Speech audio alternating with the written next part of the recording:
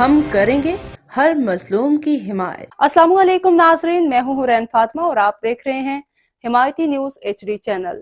نظر ڈالتے ہیں آج کی اہم خبر پر۔ MRDL سندھ پروجیکٹ MCC کی جانب سے تفتان میں طوفانی بارشوں سے متاثرہ علاقوں میں ہنگامی بنیادوں پر ہیوی مشینری کے ذریعے بحالی کے اقدامات، عوامی اور سماجی حلقوں کا خیر مقدم۔ تفصیلات کے مطابق حالیہ طوفانی بارشوں سے پاک ایران سرحدی شہر تفتان میں بھی بڑے پیمانے پر نقصانات ہوئے۔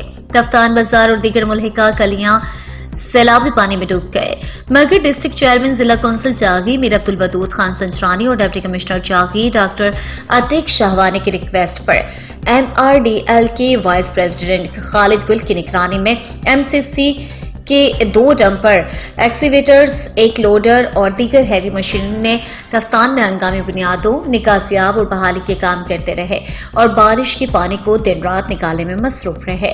اگر MRDL سندھ پروجیکٹ کی ہیوی مشینری بروقت نہ پہنچ پاتی تو پورا تفتان شہر سیلابی پانی کی لپیٹ میں چلا جاتا، جس سے سرکاری دفاتر، رہائشی کالونیاں، دکانیں، مارکیٹیں، تعلیمی ادارے پانی میں ڈوب جاتے۔ مزید خبروں اور اپڈیٹ سے باخبر رہنے کے لیے دیکھتے رہیں حمایتی نیوز HD چینل۔